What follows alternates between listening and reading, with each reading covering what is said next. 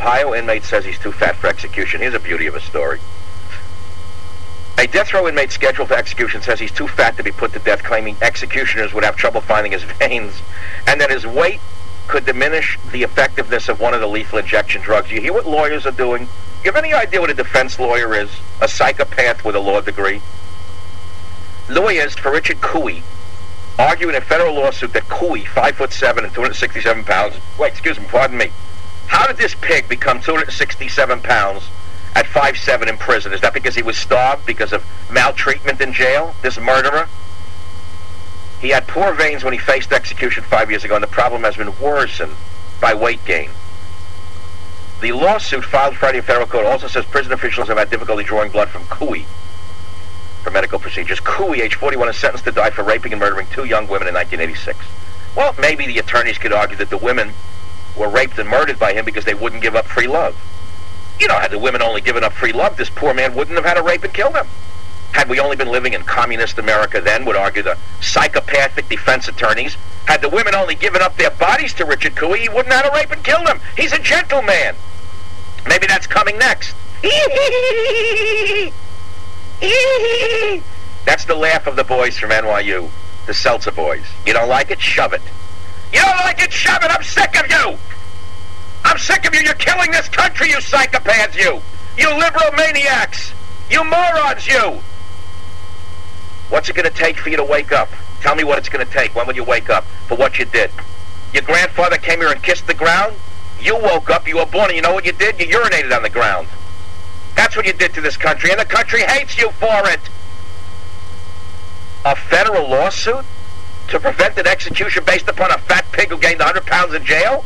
After arguing that the food was no good, the medical care was no good, now you're arguing that they can't execute him?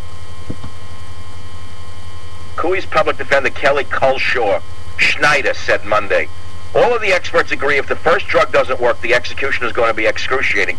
Then take an axe and cut his head off! You don't have to use a needle. Cut his head off with a machete! Last year, Carson cited the obesity of condemned inmate Christopher Newton as one of the reasons prison officials had difficulty accessing his veins before his execution. Newton was 6 feet tall and weighed 265 pounds.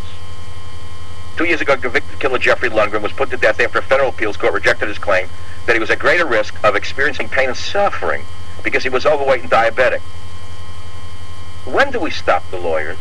When do we stop the lawyers? When does it finally happen that the people say, enough is enough? You're not doing this anymore. We're going to your office. We're going to trail you home.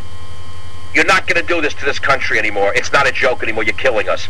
You give rights to rapists that they don't deserve. You give rights to convicted terrorists that they don't deserve. You rush to Guantanamo to defend people who would put you in a well and seal it up with cement.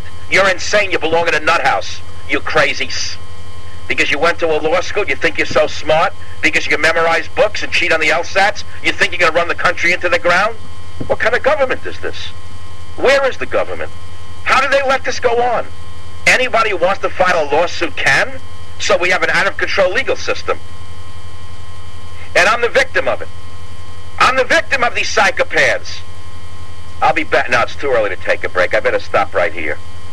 I really better stop right here because on this very minute, any second now, I'm going to say what I really think needs to be done and what I think of these lawyers. Any second.